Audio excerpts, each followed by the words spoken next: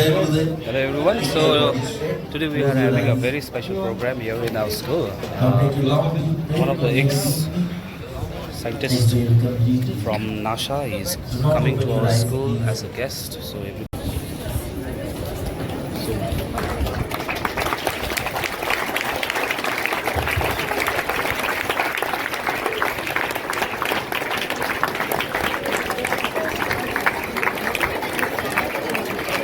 Sir has reached our school and the students are much awaited. Good afternoon everyone. Before we officially start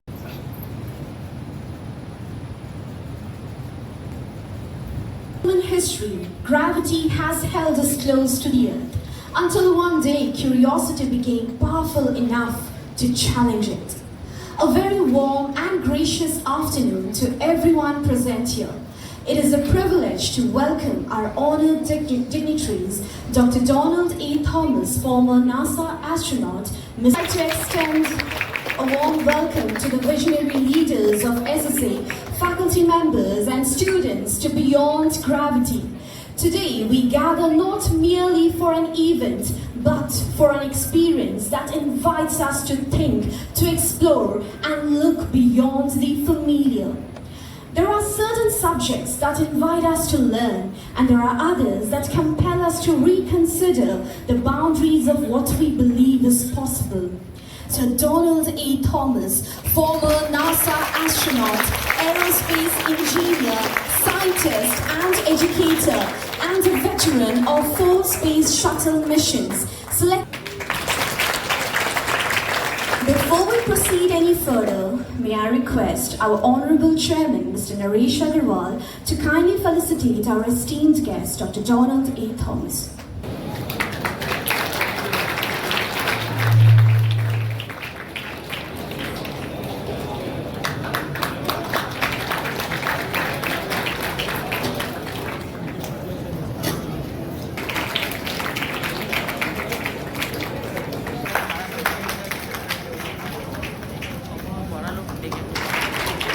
I am so excited to be here. To the Earth taken from above. We'll talk about the landing. And then at the end, I want to take a few minutes to share some of NASA's future programs that some of you may have an opportunity to be a part of. And then at the end of that, we'll have time for some of your questions. Sound good? Yeah. You guys ready to head to space? Yes. Okay, let's get started here. Hey, I was wondering if anybody recognizes this gentleman here. Boy, you guys know, it didn't take long. Rakesh Sharma, first Indian in space in 1984. He flew with the Russians on a Soyuz rocket up to the Salyut 7 space station.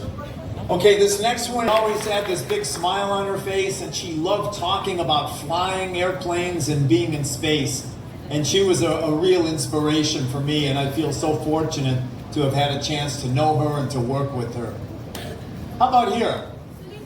Sunita Williams. Her father was born here in India. Sunita was born in the city of Cleveland in Ohio in the United States.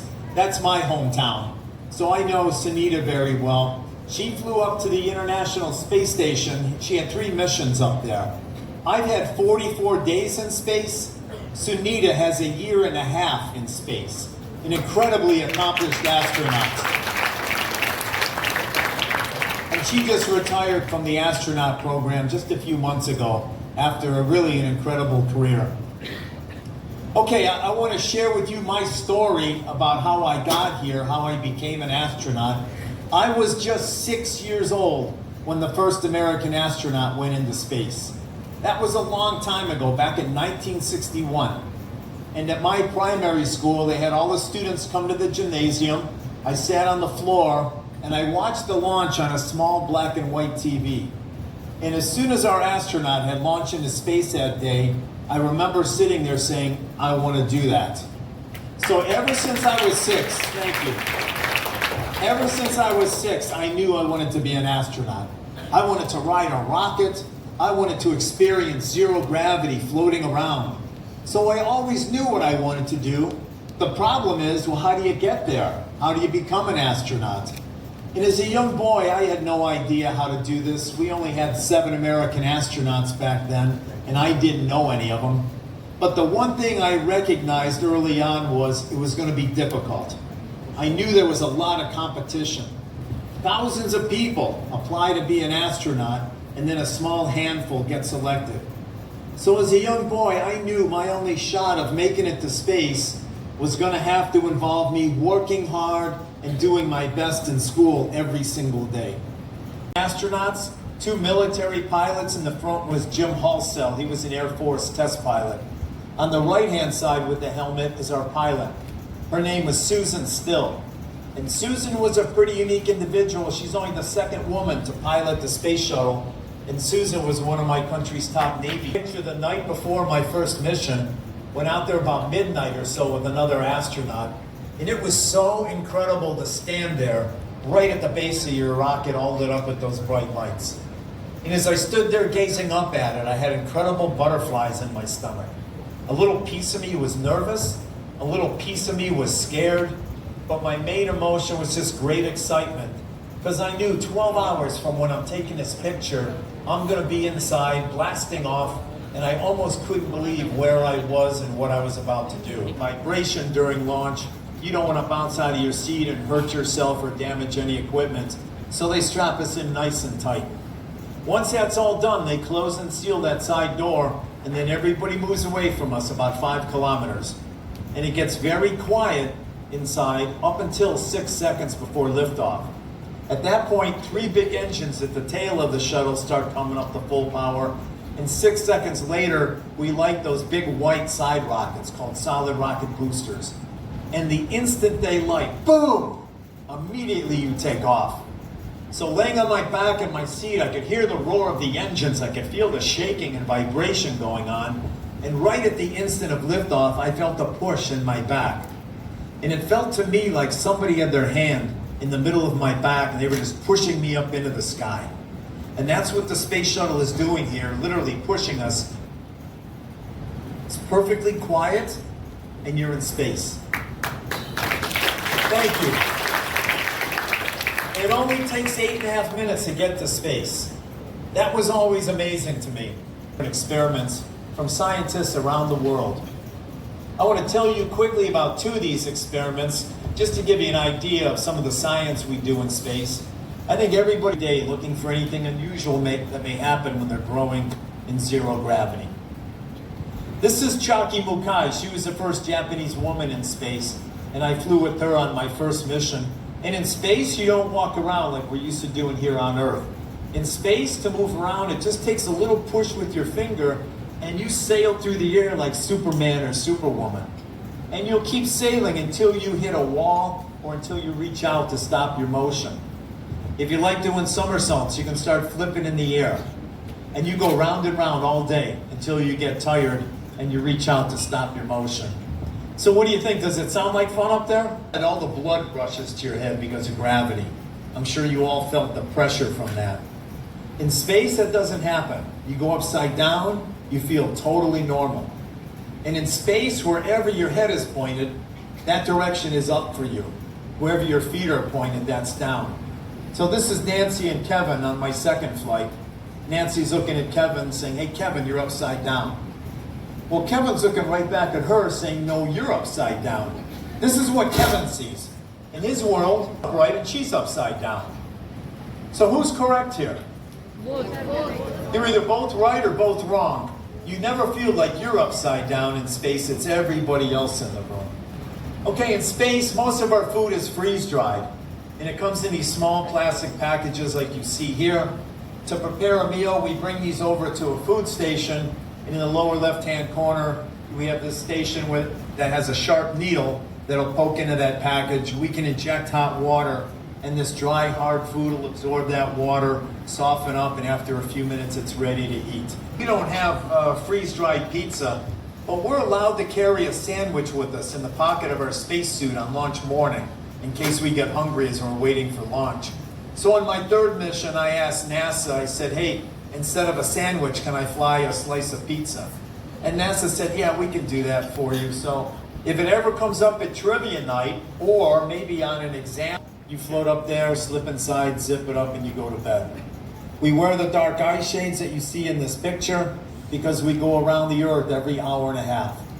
And we get 45 minutes of daylight, 45 minutes of nighttime. If you don't want the sun coming in your eyes all the time, you need to wear the eye shades. Now for cleaning up in space, we don't have a shower, we don't have a bathtub, we don't even have a sink like you have in your kitchen or bathroom at home. So when it comes time to clean up, we have some of those drink bags that I showed you. And instead of having powdered juice in those, a few of them will have powdered soap. We can add hot water, mix up a bag of hot soapy water, and just give ourselves a sponge bath. That's how we clean up in space.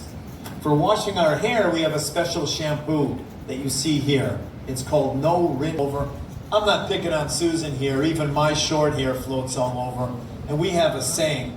We say that every day in space is a bad hair day, and that's pretty accurate. Your seats, here we go. This is Marsha Ivins. She flew on 5 space shuttle missions, had super long hair. She wouldn't leave it like this normally, otherwise for the rest of us it'd be like scuba diving through seaweed. She'd put it on in a ponytail, but just did this for the picture. Now, exercise is really important in space. As I stand up in front of you here today, I'm using my leg muscles to walk around to fight gravity, but in space it's a little push with my finger and I just sail through the air. And everything is weightless in space. I can lift a car with one finger. So we don't use our muscles at all in space, and it's very important exercise. So we have this bicycle we ride every day for about 45 minutes. You get your heart muscle going, get your leg muscles working, so when you come back to Earth at the end of the mission, you'll still be in good turn there. I apologize. You guys know what this is? Yeah, should we skip this? Yeah. On board the space shuttle, it's in a swine toilet. We have a curtain that goes across the front like a shower curtain for privacy. And you see the white toilet seat there like our toilets here on Earth. But here on Earth, we use gravity to collect the waste material. You can probably imagine what would happen in space, and I won't be describing that here today. But this toilet is like a porta potty you may see at a construction site. And in the bowl of the toilet, we have giant fans. And to activate the toilet, there's a little knob off to the side. You push it forward, it activates those fans, and it sucks air from the toilet seat downward. So we use that down rush of air to act like gravity to keep all the waste material down. And that's the secret of the space. I got a map in my hand here. I'm trying to figure out where we are around planet Earth. And I'm looking out one of the windows towards the tail end of the space shuttle. And I took a camera right up to that window. I pressed it against the glass and I took a picture so you can see exactly what my eyes are seeing. It's a beautiful blue Earth from 300 kilometers above. It's a beautiful planet, right? All the blue in this image is the Pacific Ocean. The white areas are puffy clouds. This peninsula coming down from the upper right-hand corner, that's Baja California, part of Mexico. Now, if you look carefully at the bottom edge of the Earth, either to the right or to the left of the space shuttle, you'll see a little thin blue line. Can you see that? Yes, sir. What that blue line is, that is our atmosphere. On a nice sunny day here on Earth, we look up at that blue sky. It looks like it goes on forever and ever. From space, we're looking at the atmosphere edge on. And it looks just like you see here. It's a paper-thin layer that's protecting us. Most of the air on planet Earth here is in that first 20, 25 kilometers or so. And that's about it, which is why when we pollute the air, it can have such a major impact on our planet. Here's a giant hurricane or typhoon. This was over the Pacific Ocean, and this was a big one, about 600 kilometers across. And we flew right over the center of it. And from 300 kilometers up, I could go to the window, look straight down, look right into the eye of the hurricane and see the blue water of the Pacific Ocean. The next picture will show you the eye looking straight into it from directly overhead, right there. Does that look like an eye? A little bit. Pacific near Indonesia. On the left-hand side, near the center, you see a second volcanic crater, half underwater. And here you have the Himalaya Mountains. And right at the center of the picture, right there, that's Mount Everest. Tallest mountain on planet Earth. Now I can stand up here in front of you and tell you without lying, 16 sunrises and 16 sunsets every 24-hour day in space. And they're all beautiful. I tried to watch as many of these as I could every day that I was in space. At the end of the mission, it would be time to come home. we fired 2 engines in the back of the shuttle, and we'd begin our fall back to Earth. And it would take us about an hour before we ended up landing back at the Kennedy Space Center in Florida. We touched down like an airplane. We deploy that drag parachute out the back, and then we put the brakes on and just roll to a stop. And then we just sit in our seats and we wait for them to open the hatch to let us out. And typically it would take them about an hour before they open the hatch. And when I first came back from space, I felt like I weighed about 1,000 kg. Because I've been floating around weightless for 2 weeks, and then suddenly I come back to this pull of gravity. And we all have to take better care of this planet because this is all we have here. So with that, I'll wrap it up and say thank you very much. You guys have been a great audience here. Thank you.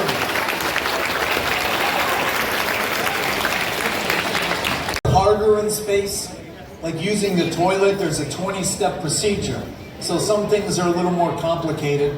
Other things are really easy. If I have to move a car, you can do it with one finger. So some things very easy, some things are hard.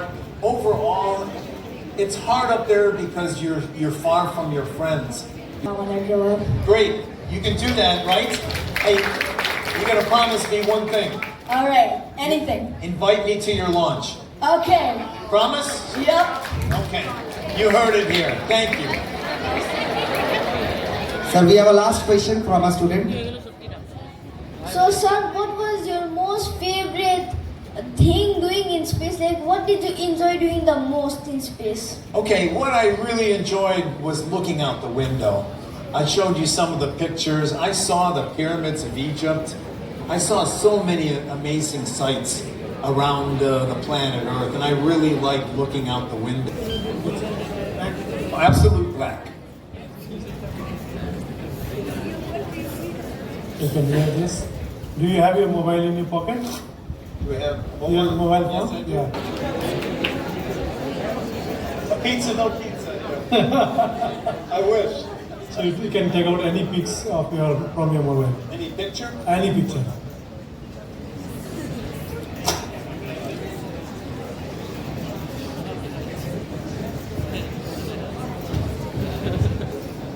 Okay. So I believe that they have not seen your mobile before. Nope, never. Yeah?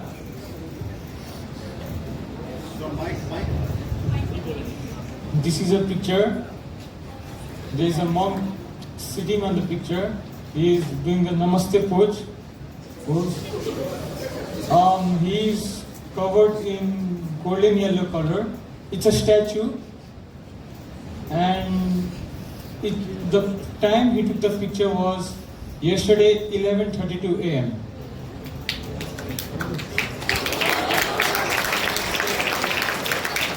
Absolutely right. Taken yesterday. So this is beyond science and. All students, thumbs up.